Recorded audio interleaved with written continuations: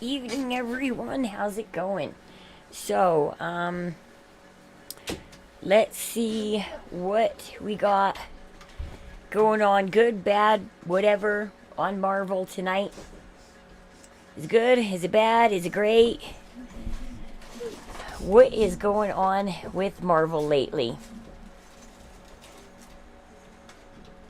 Every Marvel variant cameo in Secret Wars. Let's see. Go back and tell the book and kick you out. Have we seen Loki's season 2 trailer yet?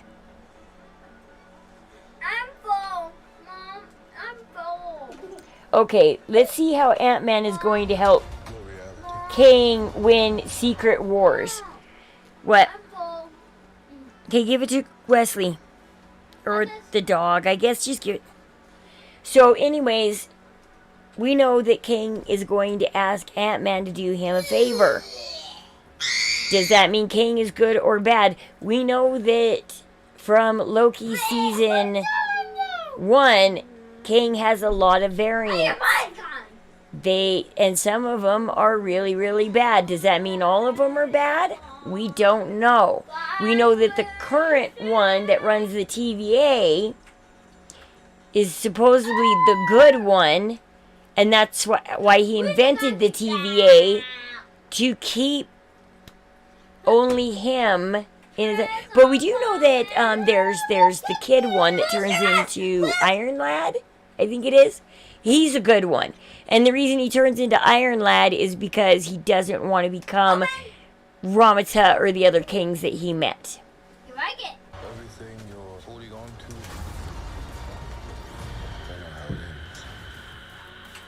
Oh, no. Well, of course he knows how it ends. He's king. He knows the whole timeline. But the question is, can he change it? Will he change it? If he knows something bad is going to happen to Ant-Man, can he change it? Or does it have to happen? And is it Kang's fault? Hey, welcome back to Screen No, Press. I'm Dad. Brian Airy. All right, a No, while Dad. back, Marvel Studios dropped some huge footage from Ant-Man and the Wasp: Quantumania Fire. at CCXP. It's revealed. I think they dropped like half of the movie. This is what's up with trailers lately. Is they're dropping like half the movie into the trailer. Okay. They did it with Thor: Love and Thunder. They do it with most movies. They drop half the movie. That Kang the Conqueror is trapped in the quantum realm, like we theorized. Then And for push some on me. reason, he needs Scott Lang's help to find some mysterious artifact to escape the realm. So this is very interesting He because does this like reveals that. some major plot points about Kang in Quantumania and what we can expect in Kang Dynasty and in the Secret Wars. So, what is this artifact that Kang needs, and why is Ant-Man, of all people, the one person who can help Kang the Conqueror? We think we figured it all out. And if we're right, this will mean that Scott Liar. Lang is one of the The most liar. important people. These guys are usually pretty good at predictions, so it's good to watch their video because they're pretty good at pegging this stuff out. They're in amazing. the entire multiverse. Ant-Man? Alright, let's start by explaining the footage that Marvel presented in CCXP in Brazil. Okay. Two scenes from the movie. One is the opening, and one is a really intense moment between Scott and Kang. The opening scene shows that after Endgame, Scott and Hope are now big celebrities. Scott wrote a book about his heroics, and Hope solved the housing crisis. Not totally sure how, though. Like, does that mean that she shrunk all the houses or all the people? What is this?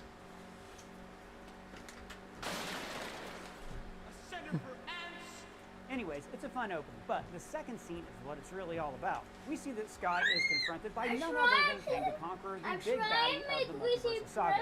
Kang apparently has Cassie captive, and he's forcing Scott to help him steal some special device in the quantum realm. What, you're breaking into a place and steal some shit? After that, things go downhill for Scott. Kang kicks his Plus, butt I mean, and I'm puts playing his your foot on face Scott's with. head before Yeah. breaking his helmet.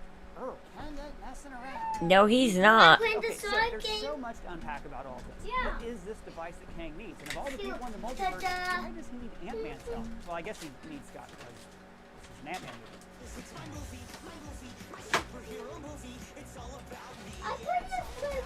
But in universe, Scott has a much bigger significance to the multiverse than you might think. So why is Ant-Man so important? Well, Doug, that's because Scott discovered time travel, technically. Sure, Yeah, well, he. I can't see. This happens in history a lot. I can't see. Somebody can see the possibility.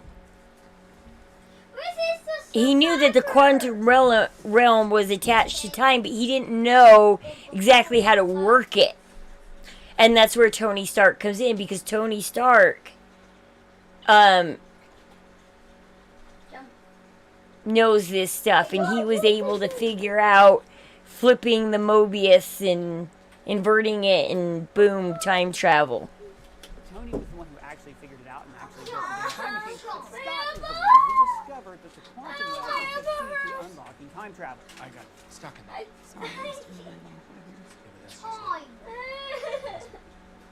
If not for Scott, Tony would never be able to create time travel technology, and the Dustin would remain Dustin, meaning that Scott represents What's going on, Rory? I hurt myself. All I could do is kiss it better. Thanks, Mom. You're welcome, baby girl. an absolute point in time. was an absolute point in time. Absolutely. A point in the time flow that cannot be altered whatsoever. No. It can be changed, but then that whole universe will collapse. I killed you. But to change it, look what Strange had to do. He had to become this ultimate powerful. You have to. Nobody in the MCU has that kind of power right now to change an absolute point. And once you give somebody that kind of power, you're probably going to get rid of the character, because you can't have somebody that overpowered in a superhero show. This event is the keystone of the timeline. So, Ant-Man represents the inception of time travel. And as Smart Hulk explained, If you travel to the past, See, I don't get this. every movie establishes time travel, and like they state in this movie, every movie pretty much establishes it in the same way. That you can go back to the past and you can change something, and then go back to the future, and it's a different future. And what you do, the butterfly effect, like even the butterfly, they didn't. There's a lot of movies that, I mean, they could have sat here for hours and listed off all the time travel movies. They actually use the same type of logic of going back in time, stepping on that butterfly, going to the future, and oh my gosh, what did I change? Butterfly effect is actually a good reference to that, because he keeps going back to certain points in time until basically he has to realize that he's the problem in time. That past becomes I the think future, and your they're former present sharp becomes the as past, which can't now be got changed kicked by out your new the wall. future. Every step back in time creates a new timeline. Those Okay. branching timelines Go represent in. new Go back universes. in. If Scott doesn't Why discover the don't you connection make between us the quantum realm and time because travel, I there are died. no branching timelines and no multiverse, which means We're sure no that you Kang. believe This me. is proven by the first episode It's of like Loki, that when the hate. TVA puts Loki in the timeline. When Loki blames the Avengers for his crimes, Roberta Renslayer says, What they did was supposed to happen. You escaping was not. now the Avengers were supposed to go on the time heist because it's all part of the predestined plan. It's a huge paradox. Yay! And that's why Ant-Man is so special and why Kang needs him. So this makes Ant-Man the nucleus of time travel. Well, I mean, is it that the Avengers are special, or is it that they figured out that when you go back in time to change the future, that once you change the future, you have to go back in time one more time to put time back and take care of those branches? Because the second they took the stone, the branch started, and you see that on the TVA monitors. But then 2 seconds later, Captain America shows up and gives you the stone back, and it gets squashed. And so, because the time is straight, Kang knew that they were going to succeed here and succeed in going back and returning the stones and succeed coming back forward in time. And also, Captain America proved that you can go back in time, and everything he did with Peggy did not change the fact that there was another Captain America. It didn't take this Captain America. That is so weird, because how would he live in the same timeline as timeline? Whoa. Time travel, because Captain America proved that you could go back in time and it doesn't change your future. The future was already set, and somehow he lived basically twice over in the same timeline. But apparently he probably had to hide a lot. Probably stayed home all the time or something, because he couldn't go out into public and do anything without consequences. And the never-ending So multiversal what war. else? Right, you mean the stuff It's a other sign. Kang was talking about in Loki? The Kang that remains? It's a And yeah, the sign. stuff he talked about ties back to It's why easy. Kang needs Scott. No, Yeah, man, can't. Unless I'm he in goes that to position the recap of all that stuff. bomb of Well, the you're probably sea ain't the only because one. The MCU these sort of guys overcomplicated the inner look workings at of the the multiverse. bottom Alright, of so the in case you sea. forgot, He Who Remains is the variant of Kang that appeared at the end of Loki. We will remain. She still calling me out. He Who Remains told Oh, Loki and no. Sylvie about a multiversal This war is that he ended, Sakabon. a war that was started by all the Kang variants. He Who Remains used a smoke monster called Eliath to win the Kang War, and then he purged all of his variants and created the Sacred Timeline, a universe that exists separate from the rest of the multiverse. And the time variants of I Kang hate to serve you. as time cops who enforce the Sacred hate Timeline you. and prevent any branching timelines. I hate The you, Sacred Lucy. Timeline remains sacred for eons up until Loki and Sylvie met He Who Remains. After He Who Remains dropped all of his exposition, Sylvie killed him, Look at and the the Sacred water. Timeline started branching off Look. into the multiverse. Well, technically the Sacred Timeline branched off before he died, but it began once Okay, he crossed your the turn. threshold. Yeah. What's your favorite shark? So that is weird. Time where even He Who Remains isn't a Had he not killed Sylvie, would we see the timeline all of a sudden, the multiverse shrink back into one timeline, and then it continued to spin, the Citadel continued to spin round? what was going to happen next. And he had a script for literally everything that happened and will happen. Now, Kang and his variants once again will threaten all of reality or to start another multiversal war. And this is because the multiverse is stuck in a paradox, a closed loop. In every cycle, the Kang variants start the war and then... I wonder if there's a timeline where Sylvie didn't stab him. Technically, she stabbed him on the main timeline. But is there a timeline where where she stabbed him? Is that a branch off? And is there the straight timeline still going on where she didn't stab him? I wonder. Reality collapses. He who remains ruins all the This is going to be the tiger shot. One you blade in my chest and an infinite amount of bleed. Tiger or shot is another the last multiple one. war, and I just end up right back here anyways. And based on the latest Ant-Man trailer from Brazil Comic-Con, Kang is Here's aware the of this goal. multiversal On the paradox. side. Reality. Only one person is sharp. Loki Season 1 That's ends with so Kang taking cool. over the TVA. Now look, it is unclear if this it's the same one Kang from is Quantumania or if it's some other variant, but I assume it is the Kang, and that means He's enough proud of himself to step forward and claim that he is the owner of the TVA and not create the three guys. So he is, if you want to say, narcissistic enough to say, nope, it's me, it's Kang, I'm the one that's ruling over y'all. Stick it. he's now in control of the whole Upper timeline. shark. And like Oh crap, you guys can't see it because my video capture. This is bad. Oh man, I'm sorry guys. I want to be a Game whale capture. Well, Auto capture. full I screen. wish. it I'm could being so be- dumb I today. wish the tablet could be all charged and right for me. I thought you guys could see it.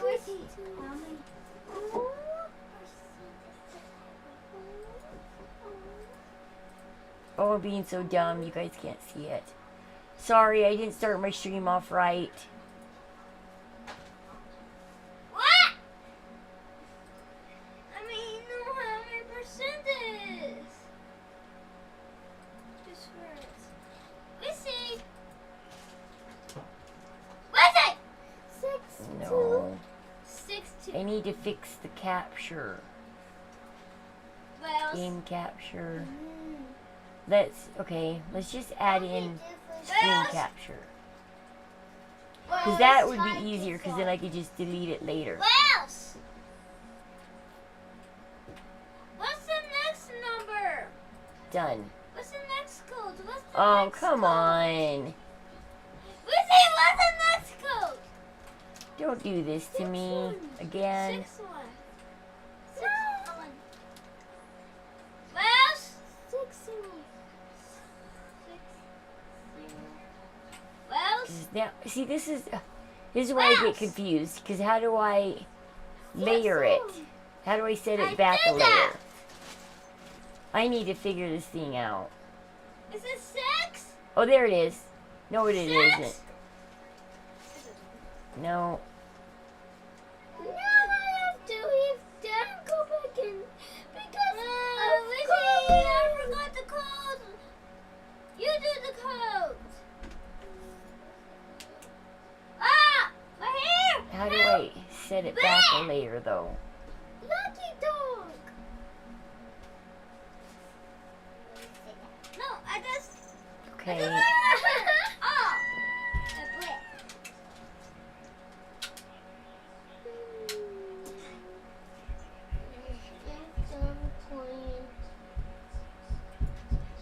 Oh. I might not be able to do this Marvel thing because now I'm messing with everything. I'm messing with all the settings, and I don't like this. How do I mess with this stuff? Dang it, you guys. Maybe you just won't be able to see me. I don't know. Let's say push this over. No. Maybe, you know what maybe I'm gonna have to do? I'm gonna have to just shrink it. Shrink it down. Put it up there. Stop it! Okay, I will. It looks stupid, but whatever. King is able to see I don't the care. and that's how he knows I don't want to the ruin. events that I don't want to ruin my layout. I don't. King in the quantum realm is a survivor of a previous multiversal war. So eons ago, I the guess Emperor James that's- purged all of his no. variants in the timeline. But one variant survived, and that's Kang. No, He it's escaped not. into the quantum realm and he hid there all this time. How long have you been here? It's 7:12 o'clock. Reality of all concepts. It's so weird because Ravonna, if you look, she was a high school principal in 2018. Yet she's been in the TVA for how long? 626. Because she captured Sylvie when Sylvie was a child who's now an adult. So time does pass oddly. I don't know if you guys noticed that or thought about that in Loki season 1. Why was she a principal in 2018? I did that. Yet she's been in the TVA for over a couple of decades. Because how old is Sylvie now? And she wasn't new to the TVA when she caught Sylvie. She's probably close to being new. So look how long she's been in the TVA, yet she was captured in 2018. She did her thing in 2018. I would actually like it if they brought out just one, like, 1 hour episode or something and showed Guess what I'm playing? how they capture somebody and, like, what makes them decide to not delete them, to wipe their mind and have them become, Whoa! like, how does Ravonna say, okay, I want to work for the TVA now? How do you go from being captured like Loki to like be 28 or whatever her name is and working for the TVA? Like, they're like, you go to court and they're like, we're going to delete you, and you're like, no, I would like a job instead. And it's like, okay, never mind. Well, let's take you to the brainwashing room, and you got a job. Do they apply? Do you know how do they decide? Okay, this variant is now going to work for us. But yeah, Ravonna was caught in 2018, so time does pass oddly in the TVA. Because you could be caught at any point in time, yet still be in the... I mean, look at King. He's from the year 35 or something. I don't know, something in there. He's like 33 or something in there. Yet, he's been in the TVA from the beginning. He started the TVA in the beginning.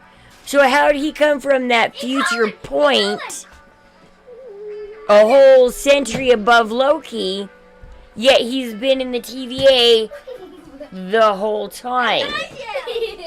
So literally, yes, you could be plucked at any point in time, because time is technically happening all at once. There are people building pyramids at the same time you are going to work and doing your thing. That over there is playing out in its little part of the timeline. At the same time, you're over here on this part of the timeline playing out. So how do you know when you're in the TVA, how do you know what is today's date? What is today's date? Do you have a today's date? Is there a such thing? Or that's why it kind of explains is the TVA in the quantum realm. Space become irrelevant. Now, we're pretty sure that Kang arrived in the quantum realm Yeah, and yeah. Janet was stuck there. This Yeah. moment in the trailer is probably a flashback for his Unless the you realm. feed that, Why that does it doesn't have count. a quantum realm? Well, that's because the realm is a separate universe beneath the Earth I system. took your wrist! Secret universe beneath ours. Our theory is that the quantum realm is the universe of all reality. It's an interdimensional pathway between all universes. So the realm can be used for both time travel travel and multiversal travel. That's why Kang is safe from He Who Remains and his other variants. He exists in a type of limbo and cannot be erased in the quantum realm. Or if that's the case, why send me that man's happening? What the heck is sending him to sleep? Well, the reason why Kang cannot leave the realm is because he knows his fate. He's destined to lose the Kang War over and over and over again. So he wants to shift the paradigm with He wants to himself. win. He represents an absolute point in time on the timeline. And this is why Kang will need Scott's help to steal some unknown device. And this device could be the key to changing the flow of time and winning Secret Wars. The device that Kang needs might very well be the Forever Crystal. This artifact was a key component to the Avengers Forever storyline from the Why? comics. What's so Why are special you about the howling Forever at me? Crystal is that Why? it's basically a time machine that can actually change the past without creating Colin. branching timelines. Remember, Interesting. the time travel works in the MCU is But does that it change the there's no future? timeline. There's no way to actually change the past. Oh, no. So, with the Forever Crystal, Kang can rewrite the past and influence the future. His future, Oh. and more importantly, the future of his variant and his opponent, He Who Remains. Like ensuring that this time it will be Kang who wins the war and not He Who Remains, thus breaking the loop and countering the multiverse. We believe that the MCU will adapt some of the elements from Avengers Forever, which is also known as the Destiny War. This story focuses on Kang trying to change his destiny. He fought against his future self, who was called Immortus. Immortus was actually working with the timekeepers who were real in the comics to change the future of humanity. And to achieve that, he needed the Forever Crystal. And with it, he could erase whole universes and change the flow of time at will. Now, all of this sounds very much like what we're going to get in the MCU. He Who Remains is loosely based on Immortus, and he pretended to be the timekeepers who were the baddies in the comics. Kang and He Who Remains are locked in a similar, never-ending war through time and the multiverse, so it all fits. right, the kid. Why does it look happening? Well, Colin, another important I'm thing about the right. Destiny War was Rick Jones, who represented a point in time when Immortus and the Timekeepers needed to change. James Scott represents an absolute point in time. And Isn't Rick Jones Hulk's friend? And they changed the Hulk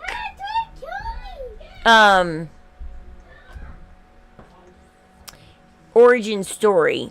They only put in General Ross and his daughter,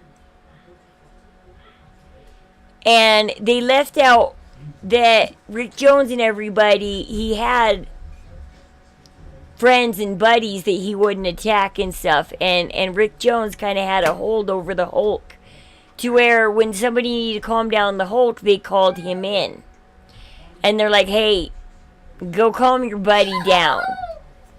Kang wants to alter it. Now, in the comics, the Forever Crystal is located at the heart of Chronopolis. It's Kang's city and base of operation. City in the trailers is probably the MCU's version of Chronopolis. But it's doubtful that the Forever Crystal is located in Chronopolis, since Kang needs Scott's help to steal it. And he's the only one that can help Kang get it. So, we believe that the Forever Crystal is hidden somewhere deep in the quantum realm. We might actually see a glimpse of it right here. We see Scott running. Maybe Ant-Man's the only one who can squeeze in and go get These it, might be his variants from other universes, shrink or it, they might be echoes of all and the previous get cycles out of through a crack in the wall. because time gets real freaky around the crystal. All concepts become irrelevant. Now notice that in the upper corner there's this flowing golden globe-like structure. It kind of looks like a Dyson sphere, as well as the other ring devices that we see in the trailer. So this is probably the MCU's Forever Crystal. If the quantum realm is the foundation of the multiverse, then this place might be the very bedrock of reality. So time and space are irrelevant in the quantum That was a realm, fun and since movie. this place is at the heart of the realm, time is acting so strange that it will rip any living being apart. Kang cannot enter this place and retrieve. Time is just too weird in the MCU to even talk about. Like, I'm trying to go through the timeline, and it's too weird and insane. Like I said, time is technically happening all at once. And once you get pulled into like the TVA or the quantum realm, it doesn't matter what time you come from. You are in like this void of reality where there is no date and time, and you could be there for a long, long time. Yet people come from, then you pull in somebody like Loki, who comes in from what's today. It is mind-blowing. The crystal himself. Scott represents represents a keystone in the timeline. He's a living paradox. He cannot be erased. So he can survive and retrieve the crystal for Kang. And once Kang gets the Forever Crystal, he can change the timeline however he wants.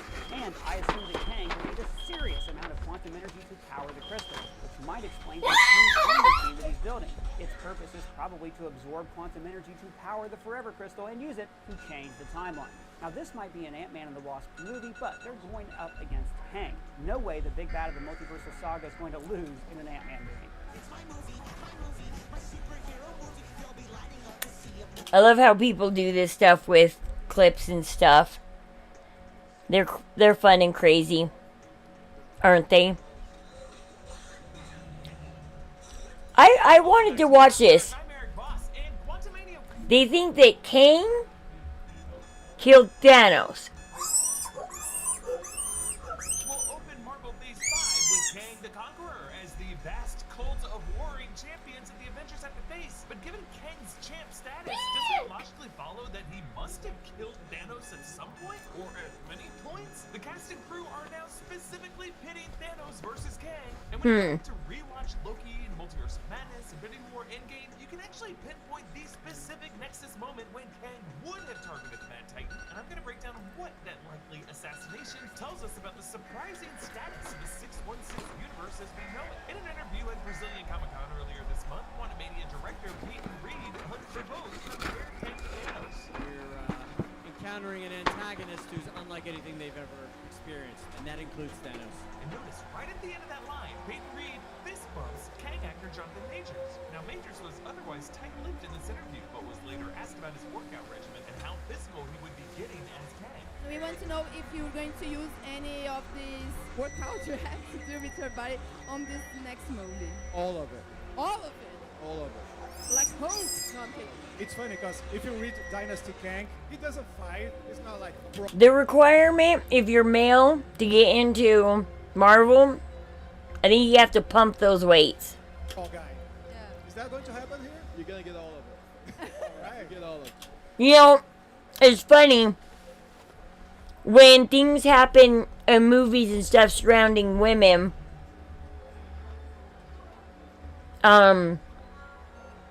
There's uproar. But every male who's joined Marvel has had to pump weights and put on that hero physique.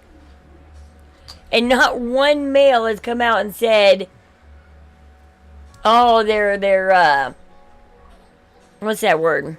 Exploiting us men. We have to be pumped. I can't just be a good actor and get the role. I have to be pumped to get the role. Like, you get the role and they hand you weights and say, good luck. Thanks for joining Marvel. It's like they give you a pair of barbells as you exit.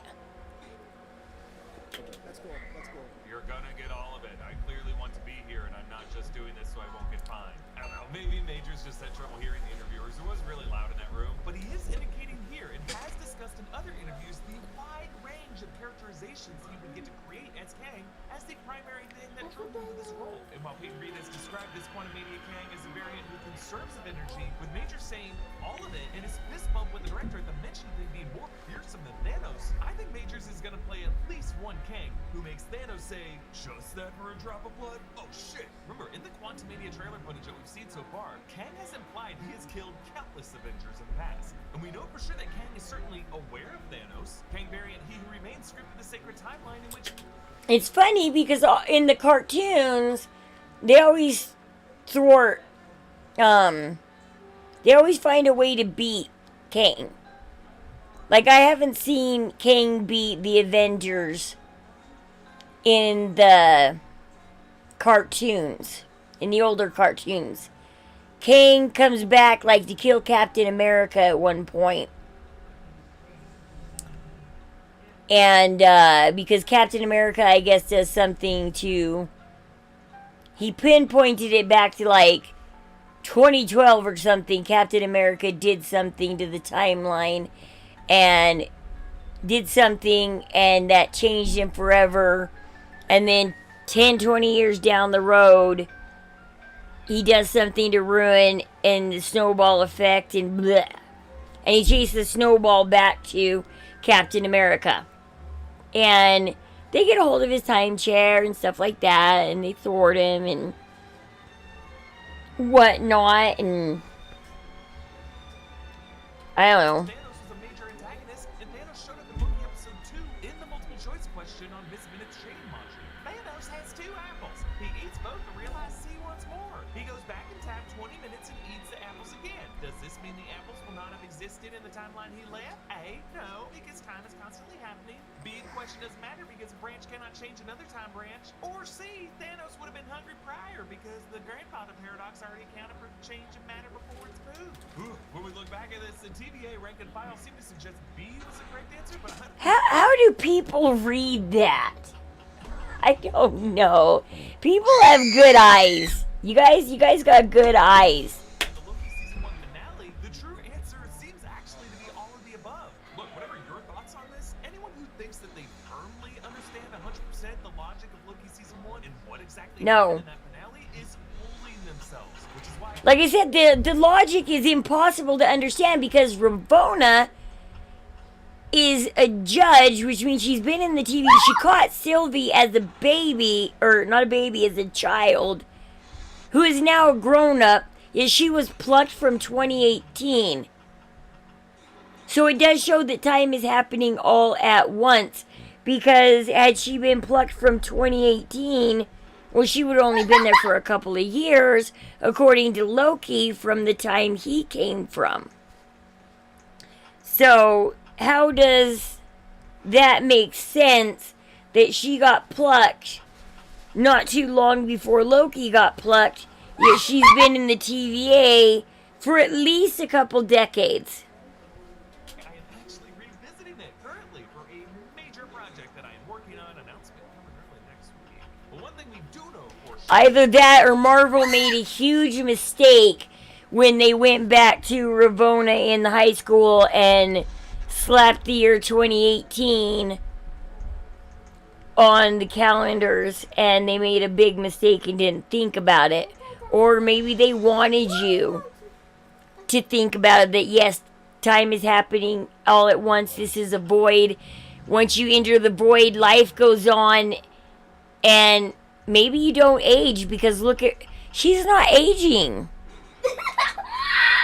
She's been there for 2 decades and she looks the exact same she did when they plucked her in 2018. Because they show her in 2018 and she looks 0 days older than when they plucked her, even though she's been in the TVA for 2 decades.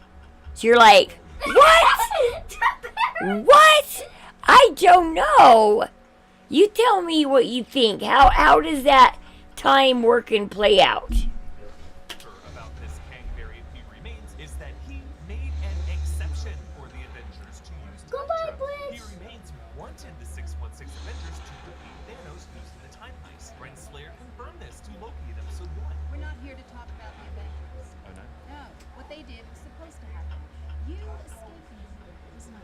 Now, I have theorized before that He Remains made that exception so that Tony Stark would later unlock quantum time travel with that inverted movie strip in his basement. This being the discovery that Nathan Richards would later build on and master 1,000 years later. And scripted this out so that Stark would die shortly after, so that he would have no time to dismantle that technology or, throw it in the ocean like he likes to do with his tech. In fact, the more we learn about the 616 MCU, the more it starts to seem like it's less of a sacred timeline, but really an exception to the multiversal norm. 616 is like a rogue timeline. It's a variant branch that went unpruned. The normal Marvel universe is probably supposed to have mutants alongside Avengers, right? But he remains in his campaign to prune all other Kang rivals during that multiversal war that he talked about in the finale. He left one 616 timeline untouched so that it would keep his own origin intact. Yeah. Basically a massive Kang tree, He Remains clipped all other branches so other Kang apples fell down to the ground, with only one branch remaining that led to the He Remains apple. 2 high enough off the ground so hungry Thanos could eat that apple. Kind of mixed metaphors there. So I have to see my face a lot. So you'd think I would have to put a lot of effort in my skincare routine to skip step D or performing armor, break the code, and cover encryption tape shift. Those Ultron sentries walking around. This is also the universe with an Illuminati formed by Stephen Strange, who had led them to defeat Infinity War. How? I think that was an extreme to kill him. If he realized what he was doing wrong and causing an incursion, couldn't he just stop like a drug addict would stop? Like, why did it have to come down to death? It's like, okay, you caused an incursion, you messed with it, bye-bye. You know, why? Why couldn't they just say, okay, we're gonna watch you closely now, you little addict. We're taking the Darkhold away. We're gonna watch those fingers. If they get any blacker, you're lying to us. If they get whiter, you're good. You're good to go. Discuss the past possession of the Darkhold and who handed it off to whom. Something I suspect that we will learn more about in Phase 5 with titles like Aggregate Covenant Chaos. But I think the 838 Illuminati's win over Thanos was scripted for them by Kang. Kang had curated their timeline so that 838 Strange would use the Darkhold to defeat Thanos. Why do you think Kang was involved with this? Well, two major clues in this crime scene. First, the Gauntlet. That Ted Thanos has acquired 4 out of 6 Infinity Stones. He's got the power, the space, reality, and the Soul Stones, but not the Mind Stone and not the Time Stone. So means Gamora's dead. Right before he would have acquired the Time Stone. Secondly, it's the way this Thanos was clearly killed. His own sword plunged into his chest. Now, we don't know which of these Illuminati delivered the death blow, but given the fact that this is a corporeal wound and not like being blasted to smithereens by Black Bolt or something, I'm going to assume that this was some kind of combo assist. Charles Xavier maybe levitating that weapon out of Thanos' hands while he was being held down by the others, and then Reed Richards slingshotting that sword using his elastic body into Thanos' chest. Why do we Reed's elastic slingshot maneuvers are really the one physical edge he has over his opponents. It's one range attack that Thanos wouldn't have seen coming, but more importantly, this is a death blow that needed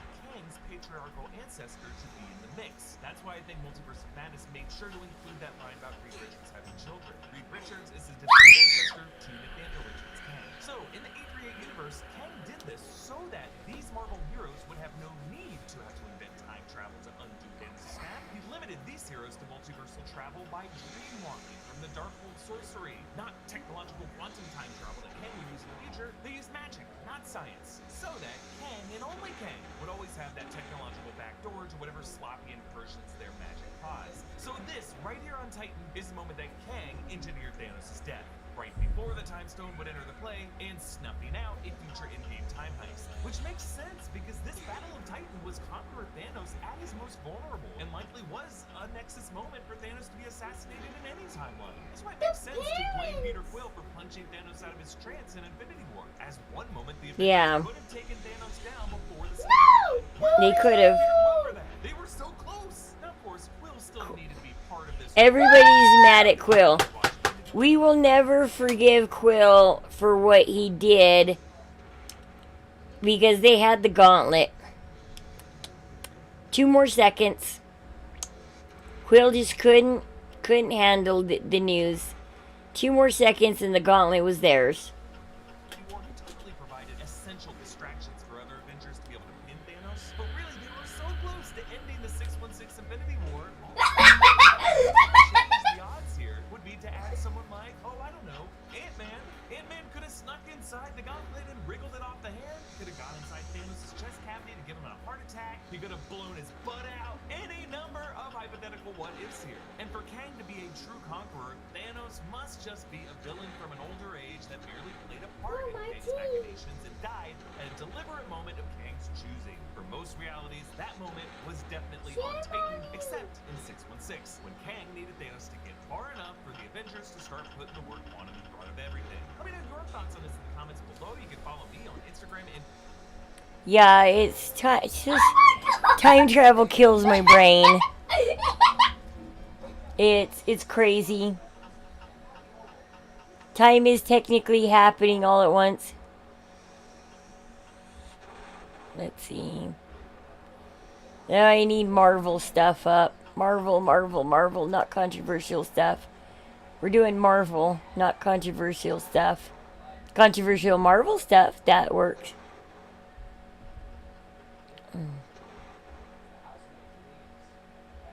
Uh-oh.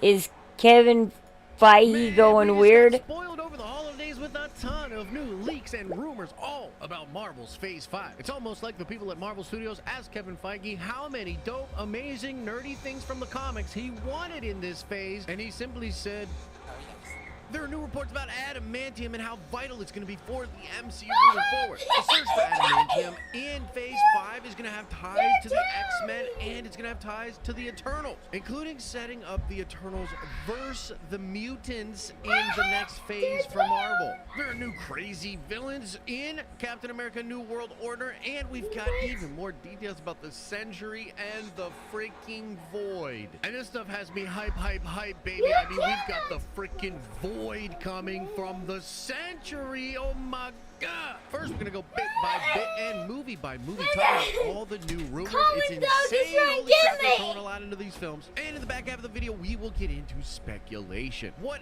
else could be going speculation. on in these movies, and what the heck is going on with the MCU in general? This mutant plan sounds crazy.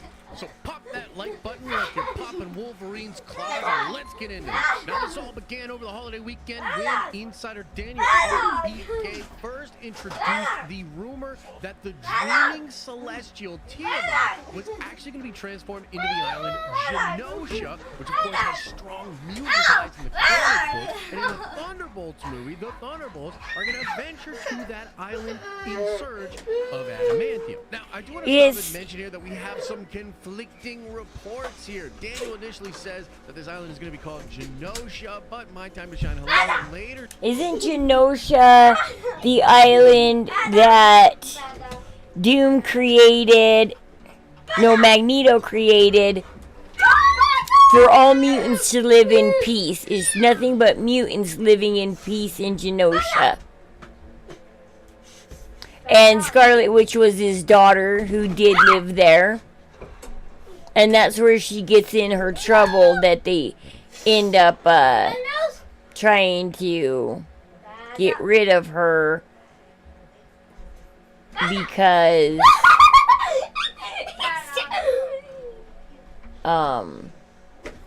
yeah.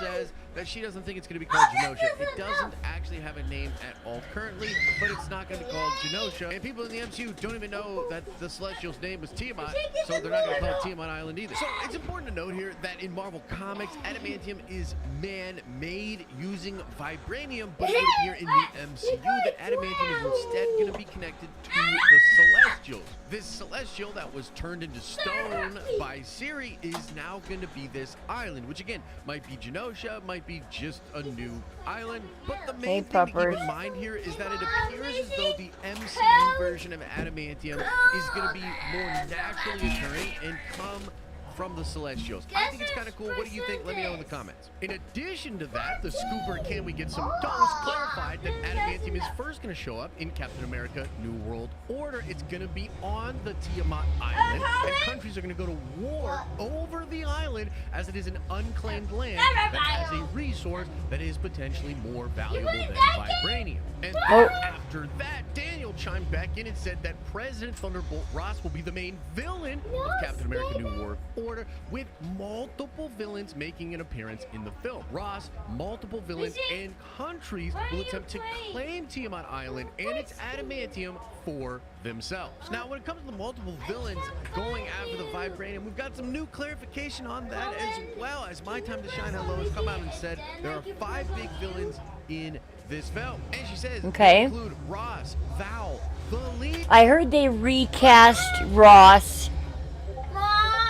Trying to think who they recast him with. Like, I think Harrison Ford or something like that. What? I don't see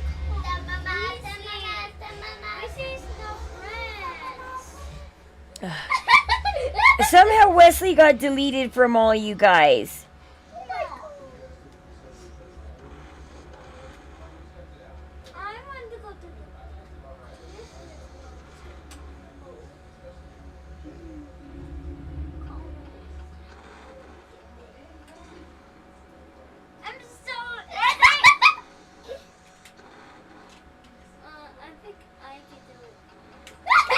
Okay, now Wesley just needs to accept your friend request. I need him to leave that game. Here. Where's the game? Okay, I don't know how you keep deleting everybody as your friends.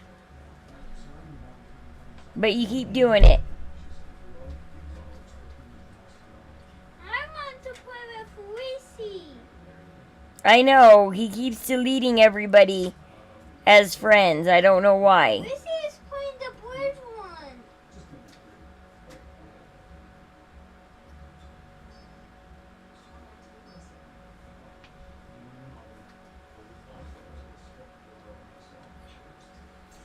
Why are you doing that? Okay, there, you guys are friends now. Oh, really? Yep. So yeah, I think they really badly want to just, Press on me. even though the actor passed away, they're like, no, we need Ross, we need him to go on, and so they're like, okay, well, he's recasted. Which everybody got mad because who was it they wouldn't recast? That passed away. Oh yeah, Chadwick Boseman. They wouldn't recast Chadwick Boseman. And so it's like, why would you recast General Ross but not Chadwick Boseman? And she's not saying who the other two are. But Charles Murphy was teasing out Lyra, the savage She-Hulk, who's like a whole thing in comics, but she's essentially from an alternate universe. She's a She-Hulk in which there's an actual war of the sexes, males versus females. She keeps popping into our timeline to steal the DNA of super awesome studly dudes to help procreate and create more people because they don't really fucks with the men like that anymore. It's a whole thing. And who knows if they're gonna do that, but regardless, they're doing a character that is essentially a daughter of the Hulk and Thundra made. Well, they brought in Scar, Hulk's son now, so he's in, and everybody's making fun of him because not only is he in, he's looking dumb. I know his haircut is totally weird. They should have just left it the shaggy mess that it is in the comics. By Charles, I also have some trouble like understanding how that's gonna work. Like, where would Lyra fit in to all of this? I don't know. Maybe they'll do something different with the character than what they did in the comics. Oh, and apparently it's Jessica Chastain. That's who they're eyeing for the main villain of Captain America. Who would be Lyra? Maybe. And it's she'd make a good one. She's beautiful. Now, I did privately ask her if it was Dr. Doom, and she said no, and it made me real sad. So it's probably not Dr. Doom. But at this point, they've already teased the leader in She-Hulk. How is this gonna work coherently as a film? This is so many crazy Marvel things, and yeah, it seems like Feige is literally just throwing in everything and the kitchen sink. It's almost like he's daring us not to get excited for this movie. He's like, oh, you don't like this? Well, why don't you get some adamantium? Oh yeah, well, you like a little X-Men time? Well, why don't you get a setup for Judgment Day and the Eternal? Oh, you didn't like She-Hulk? Well, here's another She-Hulk. Maybe you like this one. So let's talk about how we think all of this is going to tie together and why this will likely be a very important film for establishing the sort of new Avengers roster. Because in my opinion, Captain America New World Order and Sam Wilson creating this new group of Avengers has to be a big deal. It has to resonate with people in order for Avengers Kang Dynasty and... It's upset. People are upset because Bucky actually takes the mantle in the comic books. And I think he does too. Like, Captain America's mantle gets passed around a little bit in the comic books, and it does come back to the original Captain America. I cannot think of his name right now for some reason. Steve Rogers, yes. It comes back to Steve. Like, the mantle does get passed around a little bit between Bucky and Sam Wilson, and it's just, yeah, the mantle gets, but this time they skipped over Bucky and they're like, hey Bucky, yep, just nod it. Sam Wilson becoming the Captain America, okay? Just stand there and nod and smile. Secret Wars to be as meaningful to the MCU as what you got with Infinity War and Endgame. I've been talking about this for a while, man, but you need this new cast of Avengers to go through some serious, crazy stuff. You need awesome, new, fun, nerdy characters all interacting with each other in order to create some things that will pay off down the line. And so from what we understand, you're going to see President Ross becoming the Red Hulk in Captain America New World Order, and he will be the main villain across from Sam Wilson. You're going to be having a big conflict between Sam Wilson and this new group of Avengers that he's going to assemble, and the President of the United States as Thunderbolt Ross. And it all has to do with the end of the Eternals movie, which is like, thank God, because this giant freaking thing coming out of the ocean was not addressed at all in Phase 4, other than in... No, in the comic books, they actually take it on as their base. And so it's like, so what are they going to do with Tiamat? Are they going to actually take on his head as their base, and you can walk in as, like, eyeballs or something? Put a door in the eyeball? The Eternals movie, and frankly, we were all beginning to wonder what the heck was up with that. And now you're going to see a thing where this friggin' Eternal is doorway right there of Genosha, which is going to be an unclaimed island. And so you're going to see a lot of villains and world powers basically wage a war to take control of Genosha, because the next bits about Thunderbolts are kind of confusing. Essentially, if there's a war for control of Genosha, but then the president has to send the Thunderbolts in to try to get adamantium, that would imply that the United States does not get control of Genosha in Captain America New World Order. And according to the new leaks and reports, the Sentry is going to be created by Val in a super soldier serum. Well, I guess it's if they take it seriously, like, what part of the sea did Tiamat come out? Is it in international waters? Is it, you know, what waters did he come out in? Did he just spring out in the middle of international waters? And so, yeah, Doom or Magneto or somebody can simply take over the body. I don't know how he's gonna... Are they going to be able to live in, like, the chest area and everything? Like, go down his neck and live down there? Or is the base only going to be in his head that you can see above ground? Or are they going, like, down in his body?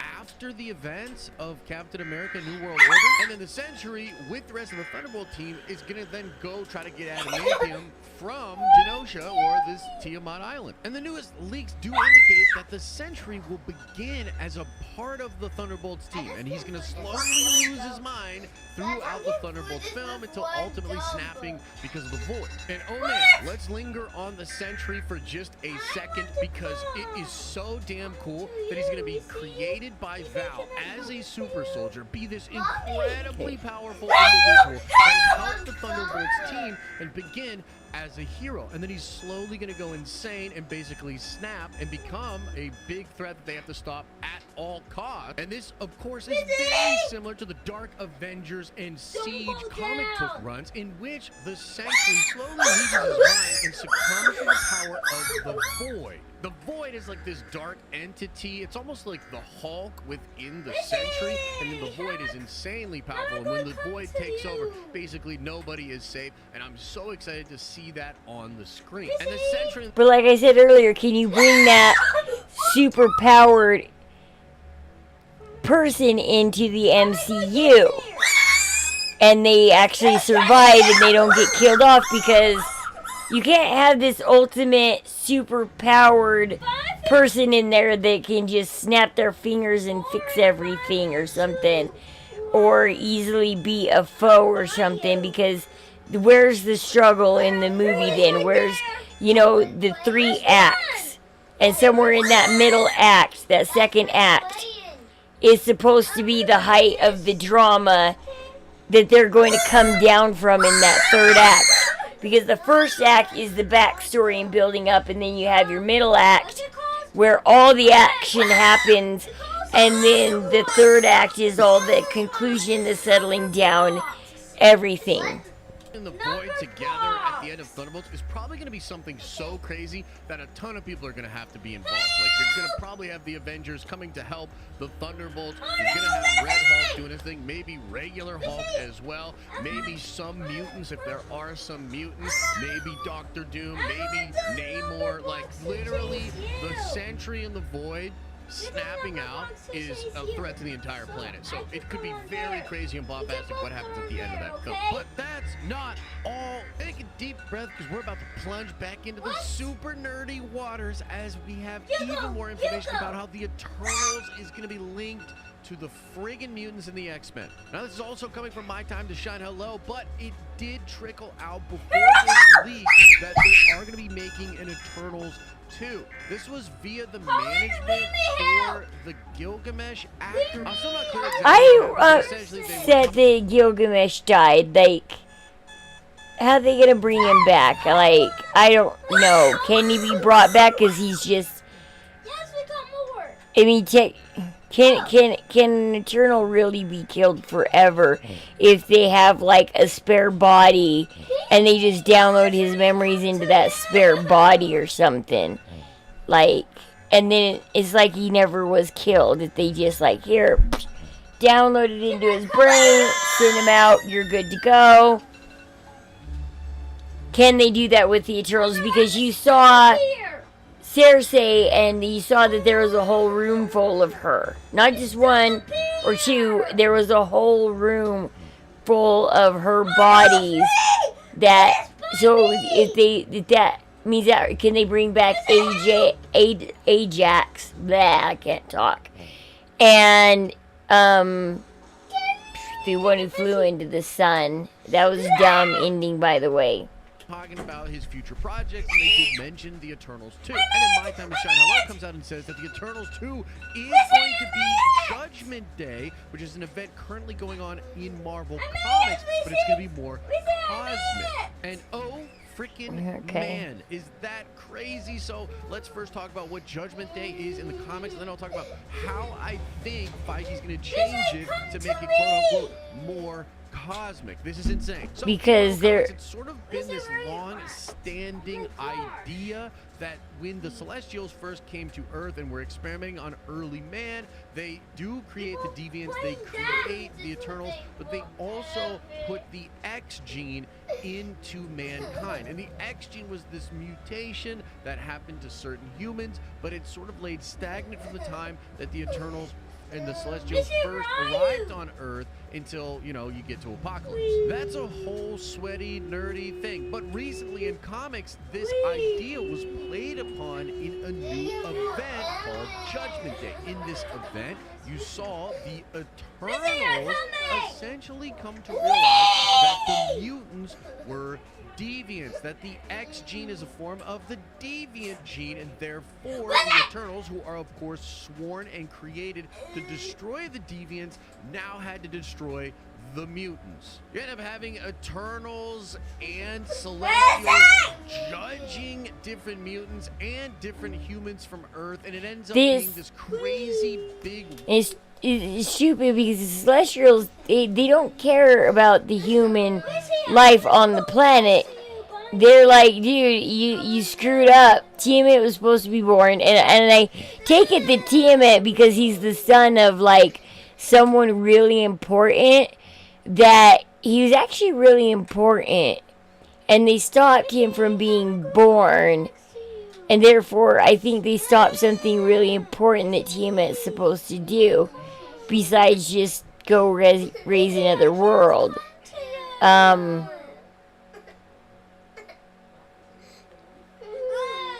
I don't know, but I am. And different humans from Earth, and it ends up being this crazy What? big war. What, baby boy? Every time I jump, when I go really, really high enough to get to that, it won't let me. Yay, I'm with Lizzie! I don't know if you have to build more up or what. Do you have to build more energy up? I try. I don't think what happened. We said I'm coming to you. I don't know. That jumping game, whatever. Between the Avengers, the mutants, and the Eternals. Now, taking that idea and making it more cosmic is a really intriguing concept. I wonder what that could be like, but my mind essentially... Yeah, the Infinity Saga it just centered on Earth and Earth's mightiest heroes. It was kind of like they were just doing Earth's mightiest heroes. And now they brought it cosmic, and they're pulling all these other comic books going, okay, this is cosmic now. Guardians of the Galaxy helped bring it a little more cosmic. They're like, here we go, here's the Guardians who are outside. And then Captain Marvel's like, I'm not watching over Earth. I'm going to go watch over everybody else. Page me. And so everything is like exploded. And then beyond that, the MCU is gonna get confusing from now on, because then it exploded even farther to go, hey, but we also have a multiverse out there, and we have a cosmic multiverse, because now we've brought in Doctor Strange, we've brought Clea into this. So okay, we got Dormammu's, like, is it daughter or sister? We've brought her into this now. We've brought in incursions into it, and we've brought just there's so much to talk about as each movie, as each TV show comes out, because they're all going to tie together no matter where they stand. Are they Earth-based? Are they cosmic-based? Are they multiverse-based? Are they a little bit of everything? Which I think Ant-Man is trying to cover with being in his little world of San Francisco, but having to show us the part of the quantum realm now. And so we're going kind of cosmically that way too. We're like, oh, now we have a place where time doesn't exist, and you get to watch time play out, and you can jump into any time you want because, well, Tony found a way. And Daniel Richards took it even farther with his little swipe buttons, his little swipe watch where you're just like, rewind, fast forward. And you could do stuff in the moment or alter things later on with it. Went immediately to the Phoenix Force. The Phoenix Force, of course, is a cosmic entity coming from a place called the White Room. It's a force of nature. It's very powerful, and it essentially... There's just going to be so much to talk about in Phase 5. Phase 5 is just going to explode and blow our minds. There's going to be too much to keep track of now. There's going to... They like I said, they brought time into it now. Time that stands still, time that's in a void, time that's going all at once, time that's spreading into a multiverse that we don't want, because now we're going to get the worst kings. I still want to know what Sylvie violated. She was playing with toys, Asgardian toys. That's all she was doing, was playing with toys. And well, that's it. So where's her where's her Where do you go? you know, where nobody's chastising that or anything or looking into that.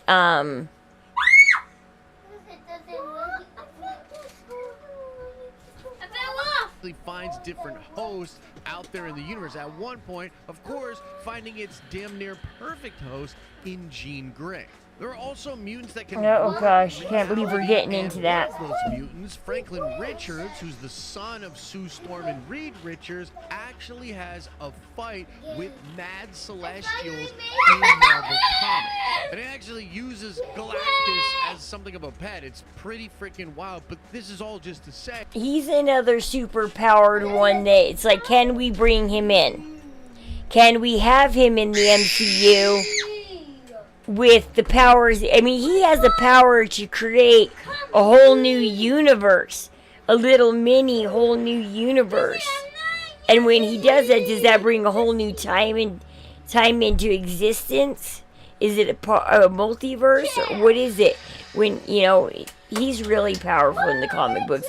Like in the comic books, everybody is more powerful than what they are in the shows. Plus, there's a lot of super powered ones in the comic books that the powers are just so insane that you're like, they can't bring that into the MCU. That there are mutants that are so. I mean, they're kind of doing that with Captain Marvel. She flew right through Thanos' spaceship and blew it up like that. She just, boom, went straight through into it and wrecked his stuff. And so so what they've done with her is she's off Earth a lot. So you finally found a superpowered, but now we're hardly going to show them, and we're just going to explain to you that they're always off on another planet helping more people with what's going on right now. So freaking powerful that they have sort of interfered with cosmic level events in Marvel Comics history. So one must wonder if Kevin Feige is going to sort of cherry pick some of these other crazy mutant stories and combine them all for a Judgment Day in the Eternals 2. Now, this is a really cool idea, and it does also seem, according to these leaks, that Chloe Zhao may not return or may not be involved. And honestly, that's fine for me. I actually like the Eternals a little bit more than I think most people do, but it's not a very successful film. So look, I have no problem with her not returning, and you get another creative person in there with this crazy cosmic stuff, and you throw in the mutants. That's a really awesome idea, so I'm okay with no Zhao. This seems absolutely wild. We've also heard that Kevin Feige may well be doing an entire saga that focuses on the mutants, and one must wonder if this It's going to be just my head's already exploding with how many. Look, I mean, how are we going to keep track of all of that? I mean, in the comic books, they couldn't even keep track of all of that. That they kept reinventing the Avengers and whittling them back down to that small team again. And, like, they had Wanda do the No More Mutants. Now, that didn't take out all mutants, but it heavily narrowed it down to where we didn't have a bunch of characters to keep track of anymore. We got to keep the important ones that were close to us, that are in the movies and stuff, and that we've gotten close to. Concept is going to sort of linger into phases 7, 8, and 9. Is this going to be the next big frontier for storytelling in Marvel? It's just all really crazy, man. We could even be seeing characters like William Stryker or others being introduced. Yeah, I'm getting a little tired. I need to take a break, guys. I'm sorry. I'm going to the doctor's tomorrow, so maybe I'll have some better news tomorrow. Because this sickness is going on a little too long. But, we'll see. But the whole Marvel thing, let's see if we can keep track of it with everything they're gonna be bringing in, because everybody wants everything brought in too. That's the drama of it all. Is the comic books, you can bring anything and everything out, and it's a story. You can just write these powerful people into it. Like, one of the things in the comic books they did was the stones were never destroyed. The gauntlet was never destroyed. The gauntlet didn't kill you when you used it. It was passed to many, many, many different hands who used it. And people like Adam Warlock, he had a Infinity Stone in his head too, just like Vision. But that's what made him really powerful too, was that stone. But now they're still bringing in Adam Warlock, but they're like, oops, the stones are gone. So, I'm going to take a small break. Maybe I'll be back on tonight. Maybe I won't. If not, I'll see you tomorrow. You guys have a good night. I'm just going to see if I can rest up and maybe come back on Dreamlight Valley later tonight or something if I'm feeling better. Love you guys. Sorry, this Marvel night I might have felt kind of boring, but we did get to go through some speculation on Tell me what you think about Ravonna. Did you notice that when you watched the show? Because one thing when I watch all these breakdowns, nobody mentioned that. That, hey, wait a second. Let's stop and talk about Ravonna for a second. Being plucked out of 2018. And so, that's a good thought that nobody has busted out with yet in any of their breakdowns. I'm surprised with all the other little things they notice all the time. Stop it, Aurora. All the little things they notice all the time and they bring to you all the time. You're telling me that they didn't notice that Ravonna got plucked from 2018? That's a weird time to be plucked from, but yet still be in the TVA for a couple of decades. Become a judge and become that close to the timekeepers. I mean, that just doesn't happen overnight. So that tells you how long Ravonna's been there and how brainwashed she has been. And now she's disrupting that. So, we'll see you guys either later today or tomorrow. I just need to take a break, you guys. I need a break. So I'm going to go take a break for a minute. You guys hang in there. I'm going to hang in there. And I promise I'll see you soon, okay? Love you guys. Can't do these streams without you. Keep hitting that follow button. Keep watching for me and my kids to go live. We just so much appreciate you guys. Just, please hit that follow. Help us out just by hitting that follow and giving us comments. And it really helps out. Thank you so much. We appreciate you. And in a couple days, I'm going to buy probably a Roblox gift card or something. And we'll start talking about